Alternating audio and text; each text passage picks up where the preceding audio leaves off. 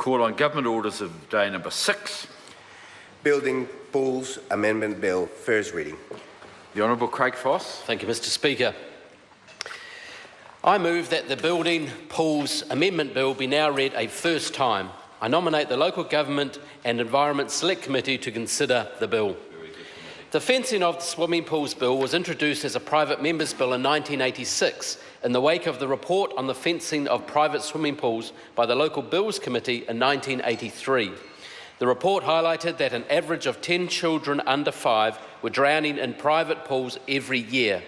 In fact, this was the leading cause of accidental death for young children, second only to traffic offences accidents at the time. The report found that local authorities with pool fencing bylaws had far fewer drownings than districts that had no such bylaws. The committee's conclusions ring as true today as they did 30 years ago, and I quote, "Swimming pools are a significant childhood water hazard. Pool fencing is the most effective means of preventing drownings of preschool children in private swimming pools, and it is totally impossible for parents to supervise their children every minute of the day." Mr. Speaker, since the Act was first enacted, it has been successful in reducing fatalities of children under 5 years old in residential swimming pools from about 10 per year to 3 per year. However, the Act is cumbersome for pool owners and councils. There is a lack of consistency in the way in which various councils across the country administer the Act, and the level of compliance is often mixed. In short, the Act has been a source of frustration for many councils and pool owners. The government agreed to go to the public to seek their views on how best to strike the right balance when it came to child safety and reducing the compliance cost for pool owners and councils. To that end, a consultation document was released, Making Pool Safety Easier, containing proposals to reduce compliance cost while maintaining child safety. There were 392 submissions received from pool owners, the pool industry, safety groups, councils, professionals involved in pool safety, and others. The proposals received strong support, with almost all of the proposals supported by over 80% of submitters.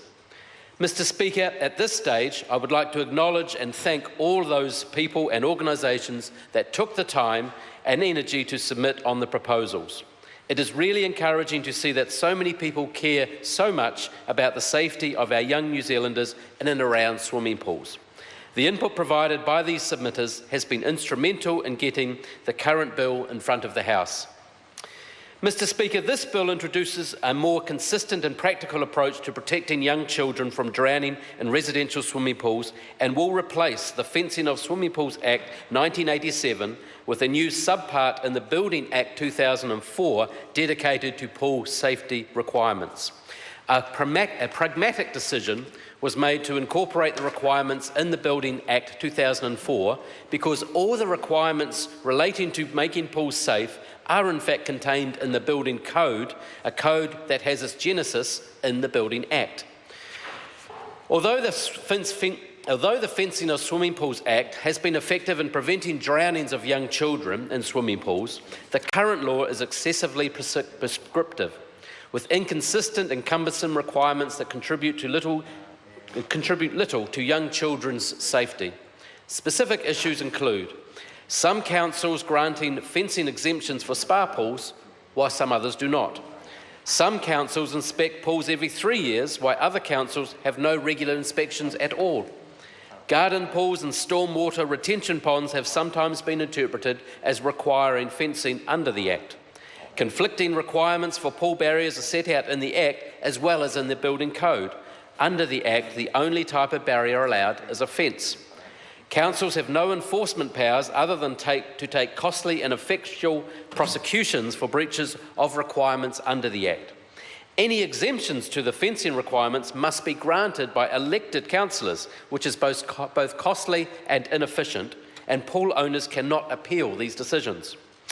Mr. Speaker, this bill will reduce the bureaucracy and compliance cost of the current regime, while also saving more lives by ensuring more consistent compliance across the country. Spa pool owners will benefit significantly from the proposed new legislation. Currently, the rules around restricting access to spa pools and hot tubs are inconsistent and confused.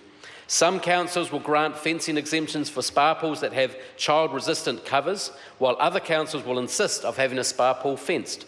Few spa pools are fenced in practice, yet the rate of drowning is very low because spa pools generally come with a safety cover. Under this bill, spa pools and hot tubs with child-resistant covers will not have to be separately fenced anymore. This is going to save owners of these kinds of pools a significant amount of money and hassle, and importantly, it is not expected to affect the risk of young children drowning. Another important change in the bill is that councils will be required to inspect pools 5 yearly. Currently, there are no rules around the frequency of inspections.